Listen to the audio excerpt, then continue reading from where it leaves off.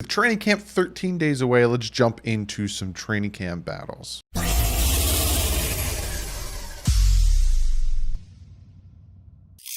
What is up, Finn fans? Yes, we are talking training camp battles, and I'm starting with the position that everyone wants to know, everyone wants to ask about, and this has been something that's been talked about since one of these men were drafted to this team. I almost said traded, but one of them was traded to this team. Before we jump into that real quick, I got a new Patreon that I want to thank for joining the Patreon family and for helping out the channel as much as they physically possibly can, and that is Roberto. If you guys don't know, also, I don't know if you could see it, he sent me this awesome Dan Marino plate. So, Roberto, thank you for being a $5 Patreon. I greatly appreciate it. Again, guys, if you want to join the Patreon, it's linked below. I got a bunch of perks over there, so if you want to go over, check it out, and join. Don't feel like you need to, but it's all linked below. So let's jump into the quarterback battle. Now, obviously, we have 4 quarterbacks on the team right now, and we're going to have 4 quarterbacks battling in training camp. I'm going to break down each quarterback, talk about give you a little background story. In case you were living under a rock for the past 2 years and you don't know what's going on with these 4 quarterbacks we have on the team. So we're going to start with Ryan Fitzpatrick. Why not? He was on the team last year. Ryan Fitzpatrick played 13 games for us last year, went 5-8 in those 13 games. It's the games he started. 62% completion. We all know another quarterback in this division that wishes he had a 62% completion rating. I digress. 3,529 yards, 20 touchdowns to 13 interceptions, right? With Ryan Fitzpatrick, he didn't decide whether he wanted to come back until like about free agency period of this offseason. For a while, a lot of us were like, hey, is he coming back, or is there going to be a competition between whoever we draft and Josh Rosen? And then he decided, hey, I'm going to come back. So that tells a lot about how the Dolphins feel about Fitzpatrick going into the season. Again, I will talk about that after I talk about all of the quarterbacks. He's a journeyman quarterback. He's been playing for 15 years. These are the teams he played for in order from when he played with them. He played with the Rams, who he was drafted to, Bengals, Buffalo, Tennessee, Houston, Jets, Tampa Bay, and now Miami. He's played for a lot of different teams. Yes, is he a starter? Sometimes. Is he a Hall of Famer? Probably not. Is he elite? He's decent, because if not, he wouldn't have played for all these teams, and he wouldn't be playing till today. He also this year is coming in at $8 million and a dead cap of $4 million if the Dolphins do decide to cut him. Then next, we got Josh Rosen. Josh Rosen, who the Miami Dolphins traded for last year during the draft. We sent them a 2nd and a 5th. They sent us Josh Rosen. Essentially, that 5th is obsolete because when we traded them, Kenyon Drake, the trade clause, he did so well that it became a 5th. So essentially, we got our 5th back from them. So essentially, we just gave him a 2nd for Josh Rosen. 3 starts last year. I'm not going to really talk about his stats. They were, to say the least. 1 touchdown, I think 5 interceptions. He was playing on a very bad team, and if you're not a veteran playing on a very bad team, it will take its toll on you. This year, he is due $2.17 million with a $4.9 million in dead cap, and next year he is due $3 million. So it makes absolutely no sense to try to cut him, because if you cut him, you're actually still going to be paying him about the other half of his contract to play on another team. Then we got Tua Tagovailoa, our 5th-round pick this year. Has a national championship under his belt, came in, helped them do that in 2017, 2018, took him to the national championship again, lost to Clemson.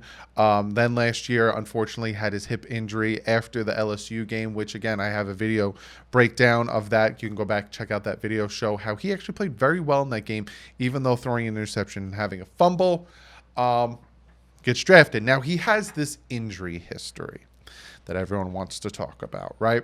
He's got, 5 injuries, both ankles. He sprained, broke his finger, sprained his knee, and then the big hip injury, right? If you look at the other ones besides the hip injury, the ankle, 1 ankle he sprained, missed no games. Broken finger, missed no game. Sprained knee, missed no game. And the only reason he missed the game for the other ankle is because he got the tightrope surgery to stop his ankles from spraining. So the surgery he had on his ankles, a lot of people were like, hey, look at that, blah, blah, blah. It's so he stopped spraining his ankles and he won't have that problem anymore. So if you look at his injuries, the only one that is a serious one is the hip one.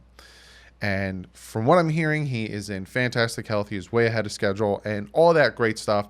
And stop comparing it to Bo Jackson, because it's two different worlds, two different procedures, and two different senses of urgency, if you know what I mean by that. And then the fourth quarterback we're going to talk about is Jake Ruddick. Brought him in last year from the Detroit Lions. This year, on January 6th, we signed him to a reserve/future contract. The man will most likely be going to the practice squad. So that's the quarterbacks we got going into training camp, right? Fitz, Rosen, Tua, Jake Ruddick. Jake Ruddick, no offense.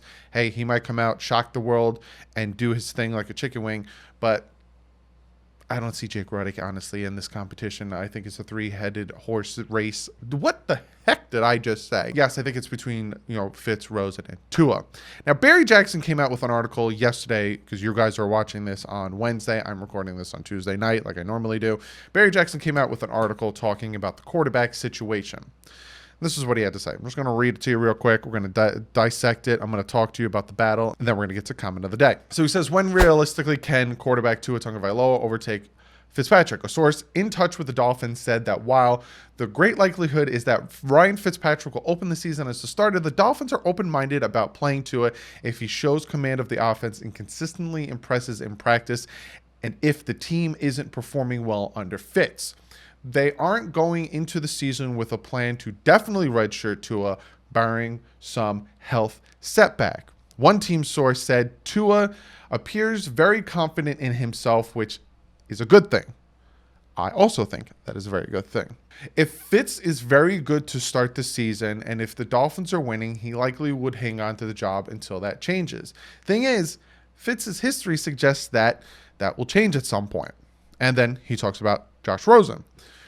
Josh Rosen can enter the equation if Fitzpatrick is struggling and the Dolphins are losing early in the season, and Tua has a medical setback or fails to grasp the offense quickly, and Rosen impresses at practice. The suspicion here, Fitzpatrick opens as the starter, but Tua is playing by the second half of the season. So that is the article that Barry Jackson came out with. Again, I'll link it below like I normally do. But here's the thing.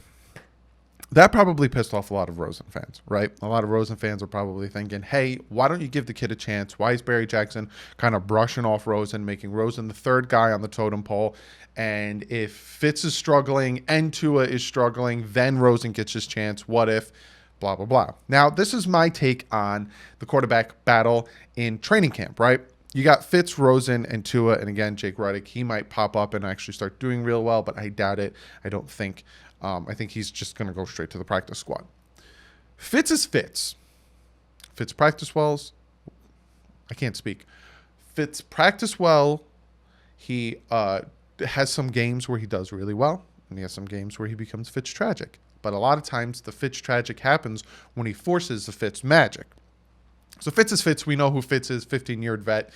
Played for a bunch of different teams like I listed before. When he's hot, he's hot. When he's not, doo-doo paper. Then you got Josh Rosen into it, right? Josh Rosen, we all know the story. I've talked about this time and time again. Josh Rosen never had a fair shot in Arizona on a horrible offensive line, on a horrible team, and then Kyler Murray comes in, they ship him to Miami. Last year on Miami, horrible team, never had a fair shot. And yes, I say this all the time, once Fitz comes in, the team played completely different, yes, but that is because Fitz is a vet and Fitz knows how to shift protection. He also knows a lot about football up here, whereas Josh Rosen, it's slower up here. He might have the mechanics, he might have the physical attributes, but when it comes to putting it together, he struggles. Timing on out routes, putting his receivers in horrible positions to take big hits. It is what it is. And then you got Tua, a guy who was really dynamic in college. If you think he wasn't and you think it was everything around him, I can't help you there. You obviously didn't watch it the way I watched it, or you don't see things the way I see things. It just is what it is at this point. There's no point arguing it. But Tua is an incredibly dynamic player. If he didn't get injured, he would have went over Joe Burrow, because I think the rest of his season would have showed how good he was. I think Alabama would have been playoffs, yada, yada, bing, bang, boom. How you doing? So those are the quarterbacks we have. And like I said, and I kind of agree with Barry Jackson, I think that the fact that the Dolphins were waiting on Fitz to potentially come back shows kind of what their mindset is and what their thought process is, right? we kind of want Fitz to start. We want him to compete. We're not going to rush Tua along, but if Tua is doing his thing, then we'll sit back and go, all right. And I think that's what the plan is going into training camp and going into the 2020 season. I think what it is, all right, let's assume Fitz is going to be the starter, right? And we're not going to hold Tua back, and we're not going to purposely redshirt him, like Barry Jackson said from his source in the article. But I think it's like, all right, Fitz, you're the starter unless you lose it. Let's see what Rosen and Tua can do. And if all of a sudden Rosen is killing it, then it's like, all right, Fitz, Rosen is starting to beat you. What are you going to do there? Or, all right, Tua starting to kill it, starting to do really well. Oh, okay, he's showing his health is fantastic. He's showing he's picking up the offense really well. Hey, Fitz, what's going on? Can you compete? I think that's what's going to happen. And I honestly think when push comes to shove with this season, with this team, I think the best quarterback will start. A lot of people are thinking that 2020 is going to be another rebuild year, another evaluation year, another year where the team is kind of okay with going 5-11 again, which I've heard some people say that they'll have the same record or worse. When I'm like, you added more talent. That makes no sense. The amount of money the Dolphins spent on talent and the amount of guaranteed money they put into players, this team is going to be better than last year. I will guarantee that. So to think that the Dolphins are going into the season again as let's sit back and observe what we bought. Let's see what these guys can do. And then in 2021, we're going to the playoffs and going to the Super Bowl. No, because NFL stands for not for long, and you can't sit back and wait another year for this team to actually do something. So I honestly think that they will take the best quarterback in training camp, and they will put him as the starter. Who will that be? Will it be Fitz? Will it be Rosen? Will it be Tua? Only time can tell. Again, this is a camp battle situation. This isn't me predicting who I think is going to win. It's more talking about the battles that are happening, and this is a very big, important battle. This is probably the biggest, importantest, that's not a word, but I said it, battle that is going to happen at camp besides maybe left tackle, some of the offensive linemen, which I will talk about after wide receiver and potentially running back. I'm not talking about tight end. But this is incredibly, incredibly important for this team because we need to see who the future is, and we need to see it. So, like I said, I think that the way they're going to go about the season and in training camp, Fitz is going to start it, right? So Fitz is going to run with the starters, maybe even, and again, here's the thing, people. I don't know. It sucks because I was going to say, if we hear that so-and-so is running with the starters, we can't look too far into it, but I can't even say that because I don't know what's going to happen. They said we're not going to get reports from training camp. But, like, say somehow I find a way of getting reports from training camp, which I really hope I could find a way. If we start hearing that, Tua started day 3 of training camp, Rosen started day 4 of training camp, Fitz hasn't started for 4 or 5 days. That's probably because Fitz already has the offense down pat, and they want to get Rosen and Tua time in there to get the offense down. You can't really look at starters. It's more performance, right? But if they start lighting it up and all of a sudden it's a very even battle, don't be surprised if some of these younger guys, Rosen or Tua, starts. But again, like I said, for the 400th time, and this is the last time I'm saying it, I feel like right now, going into training camp, the plan is Fitz is the starter, young guys try to beat him. Plain and simple. You got to beat this man. You beat this man, you'll start. This man's got 15 years, Harvard graduate, ton of knowledge and skill up here. Maybe he's going to start getting noodly here, but you got to beat him. You beat him, you earned it, you'll start. I honestly think that's how Flores is going to go about it. To be the man, you got to beat the man, and right now the man is Ryan Fitzpatrick. Be sure to comment below. Let me know what you guys think. I want to know. Who do you think is going to start? What do you think about this camp battle? Do you think it's one of the most important camp battle positions? Is it the most important camp battle position?